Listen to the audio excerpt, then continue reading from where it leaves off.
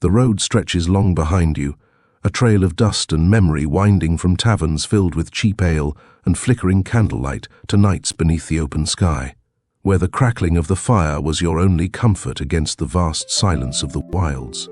A few days on the road together have worn down some edges, smoothed out the rough introductions, but the true test of this unlikely band still lies ahead. The journey to Versts has been uneventful, save for the odd traveler passing by, the occasional wolf cry in the distance, and the ever-present weight of something unseen, like a storm gathering beyond the horizon. The borderlands are close now, the air itself feeling different, charged, as if the land knows something you do not. Ahead, the road slopes downward, disappearing into the misty lowlands where your destination awaits. A town of rumors, of strange occurrences whispered over tankards, of fading stars and vanishing travelers. Whether you seek adventure, answers, or simply the next meal, fate has drawn you here. And so we begin. Bah! How much further? Davos. My feet weren't made for this endless march, and I swear if I have to eat one more stale ration, I'll start chewing on my boots. Oh, I didn't realize I'd been promoted to party navigator. Since when did I start leading this merry band of misfits through the wilderness? Should we consult the stars? Oh wait, Rael, you probably know how to read those, right? We keep walking until we get there. Simple. Pair, very helpful. That wisdom must come straight from the elves' ancient scrolls of stating the obvious. You know, maybe we should just enjoy the peace while we have it. Something tells me Wers won't exactly be a vacation spot. Oh, I don't know, Elijah. With the right tavern, a few drinks, and a captive audience, any place can feel like a vacation. Ah, as long as they don't kick us out of another one. Should be possible if you don't start another brawl. Keep walking. I'll complain later, once I've got a drink in hand. The sun hangs lazily in the sky, casting long shadows through the sparse trees. But then, without warning, the atmosphere shifts. The air grows thick, charged with an unseen force, like the very sky is holding its breath before an enormous storm. A sudden pull, like gravity itself tilting, drags at your senses as the light bends, sucked towards a single point 60 feet ahead, hovering just above the ground. A low, groaning rip fills your ears as the very fabric of reality tears apart. The opening isn't fire, nor ice, nor any earthly force, just an impossible absence of space. From this rift, something is expelled. A figure in scorched, tattered robes is violently thrown from the void, slamming into the ground with bone-rattling force, limbs flailing as though still fighting something unseen. The tear seals itself, vanishing as if it had never existed, but the air remains charged, humming with residual energy. Damn, what's going on? What the heck? I rush towards the figure. We must help. We can ask what happened later. We join in. Let's go. As you approach, nearing the figure, you see an old man with milky eyes. He twitches, coughing raggedly, his fingers clawing weakly at the dirt. Even from a distance, you can see the erratic glow of dying magic flickering along the remnants of his robes. His staff lies nearby, its runes burning out, and strange trinkets on his belt crackle with failing energy. Then, in a voice hoarse with panic and madness, he screams, "The moon! Where is the moon? The stars, they mock me, ah!" He laughs, wild and broken, before it turns into a racking cough. His body convulses, his chest seeming to collapse inward on itself. I use healing hands on him. Let's see, I heal him for 6 points. Elijah, you reach out, holding your hands close to the man in agony. You channel the divine presence of Ceres, manifesting in a light glow emitting from your palms. A smooth, warm sensation flows through you, into the man, seemingly giving him some comfort. Then, with a final, sorrowful breath, he reaches for you, eyes trying to focus, lips trembling as he gasps one last word. Blauwade. A single tear rolls down his cheek before his flesh dries, cracks, and crumbles into dust, leaving behind only the strange remnants of his belongings.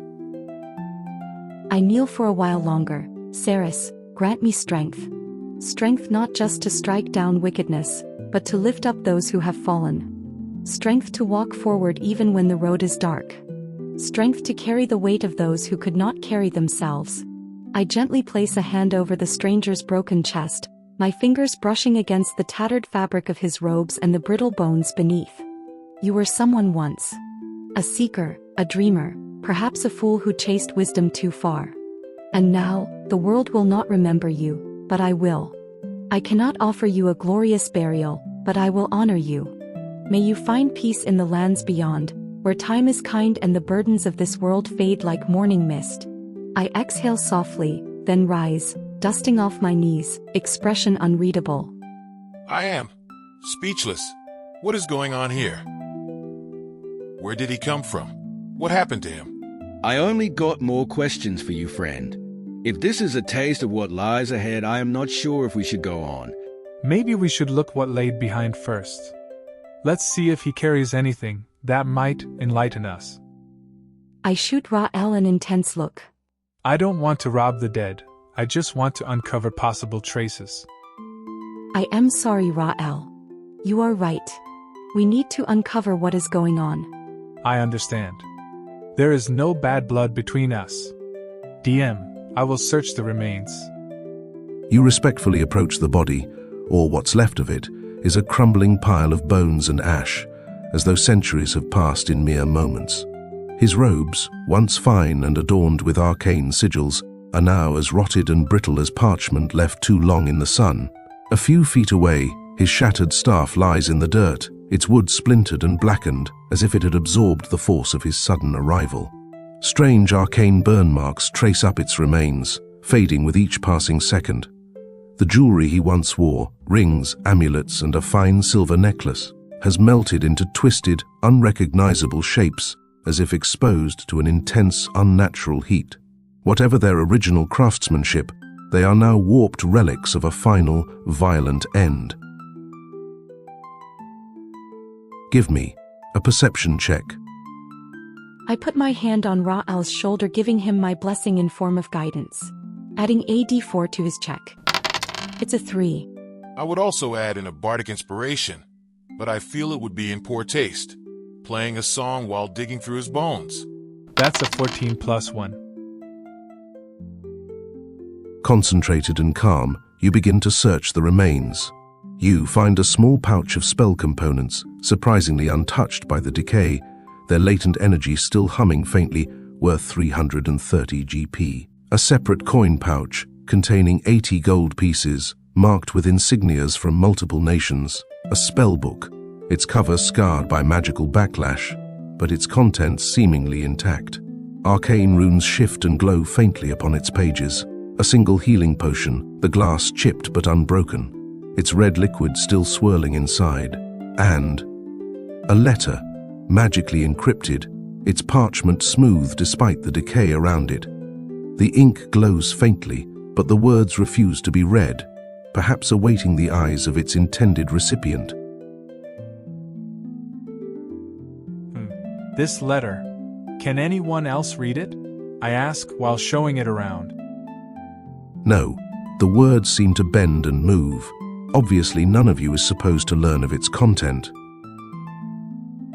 We should bury this man first before we take any further actions. What about the pouches? You want to bury them with him? We could make better use of them. Don't you think so? Aye. Let's see it as payment for the burial. A small positive coming out of this damned witchery. At least for us. Isn't that a little bit overpriced for a shallow grave on the roadside? I inhale, then the hint of a smile comes over my face. We should throw something else in, don't you think? How about we see it as a reward for delivering this letter? I sigh. Aye. Guess that's more reasonable. DM, I start digging the hole with me shield.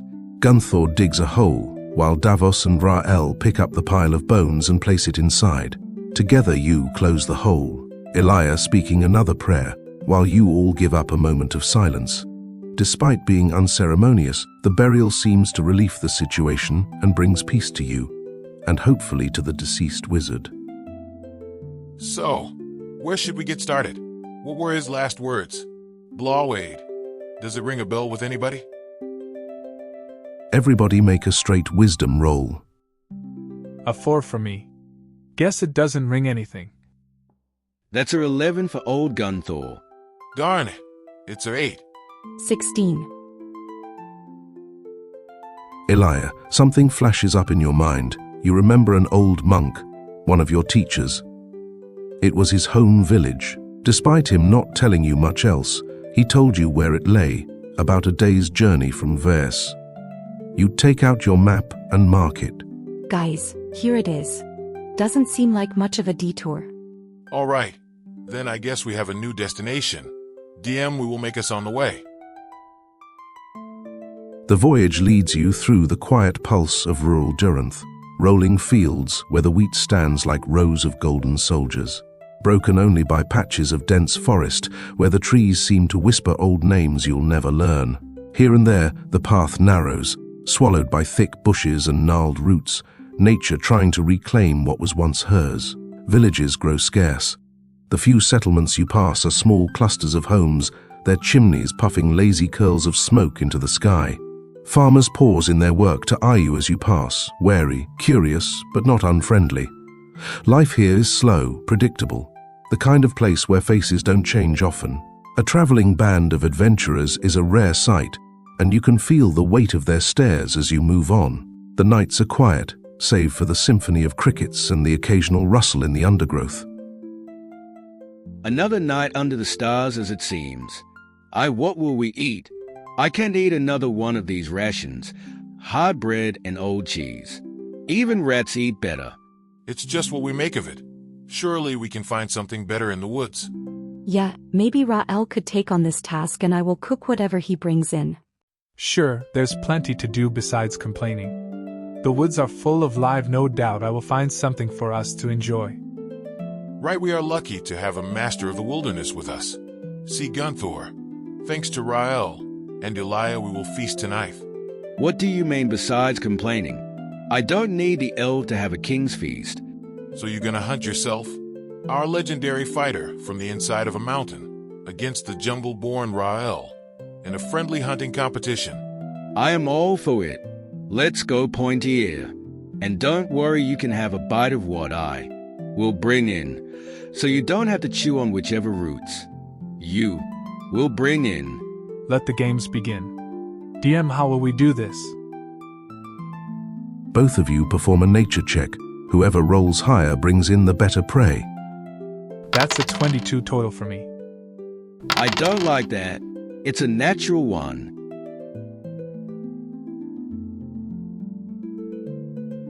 Natural one. Oh, the dice do love their jokes. The forest is hushed as Ra'el moves like a shadow between the trees, each step deliberate, his breath slow and controlled.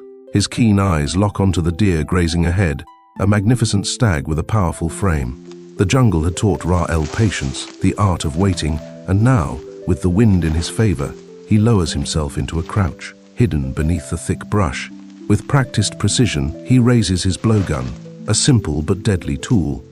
A single dart, tipped with a paralyzing toxin, rests against his lips. He exhales sharply. The dart slices through the air, striking just behind the deer's shoulder.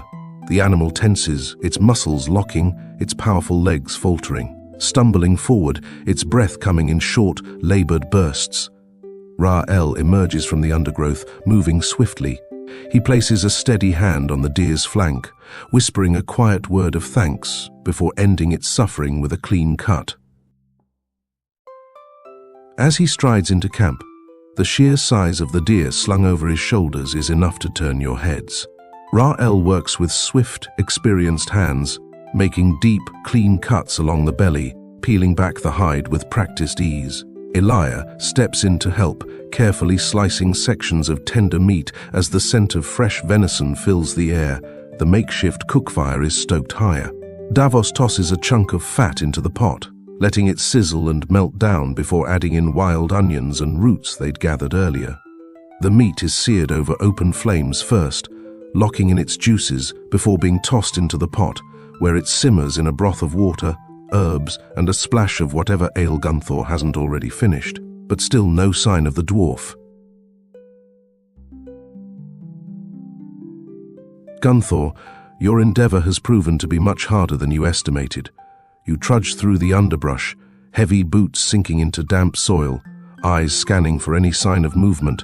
The forest is eerily quiet. No rustling leaves, no distant howls, just the occasional creak of old trees bending under their own weight. But you are not alone. Two birds, dusky feathered jackdaws, flit from branch to branch, watching you. At first they seem indifferent, but as the hours pass, their presence becomes more personal. They never leave, their beady eyes always fixed on you, and then the laughter begins, mocking calls that echo through the empty woods, mimicking your grumbling stomach, your heavy breath, your frustration.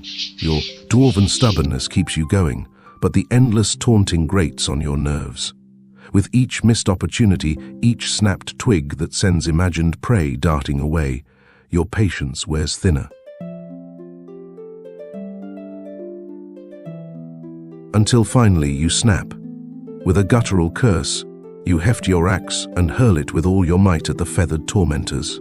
They scatter, cawing in what sounds suspiciously like amusement, and then silence.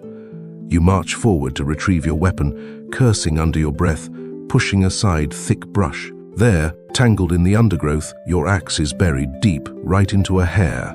But not just any hair.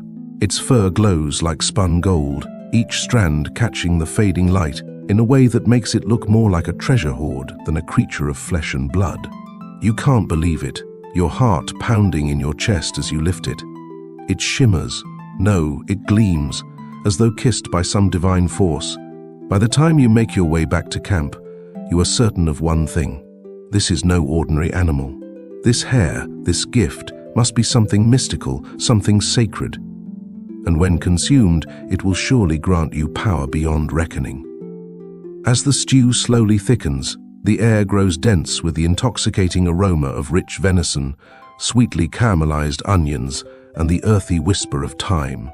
The fire crackles, sending up delicate tendrils of herb-laced smoke as Davos stirs the pot, breathing in deeply. The warmth of the meal seeps into your bones, a well-earned comfort after a long day's travel. Gunthor lingers at the back of your minds. But hunger proves the stronger master. You reason that whatever predicament the dwarf has found himself in, a search party on empty stomachs would do him no good. And so, you eat. Each bite is a salve against the night's chill, filling you with an almost forgotten sense of ease. It's only after the last scraps have been claimed and your bellies rest full that your thoughts return to your missing companion.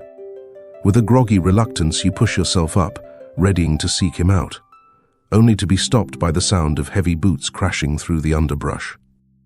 Gunthor emerges, beaming with triumph, chest puffed with unshakable pride. In his hands, he holds his prize, displaying it with the reverence of a holy relic. He regales you with the tale of his great hunt, how he bested the elusive divine hare, a celestial beast whose golden fur promises untold blessings upon those fortunate enough to partake in its flesh. But as you look upon his so-called treasure, the illusion unravels. There is no mythical creature, no radiant gift from the gods, only a sorry, half-decayed rodent, its patchy yellow-stained fur revealing the telltale signs of fungal rot creeping over its withered frame. The air of triumph around Gunthor stands in stark contrast to the grim reality in his hands. And yet, his belief is unwavering.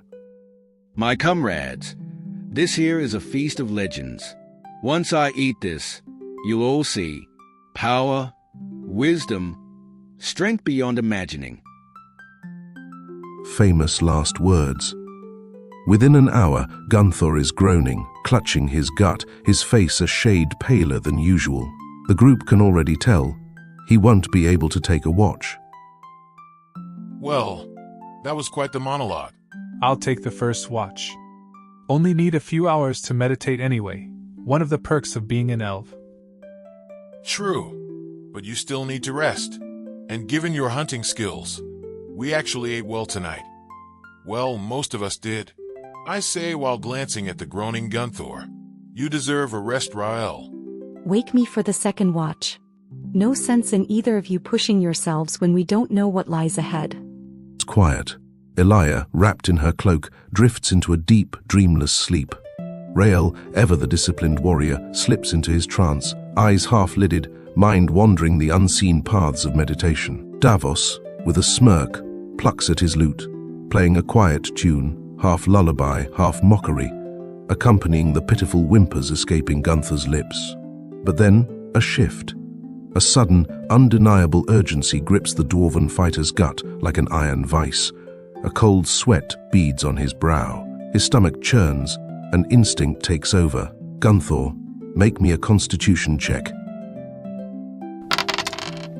Come on, that's a 9. Even with my modifier, my dice are cursed.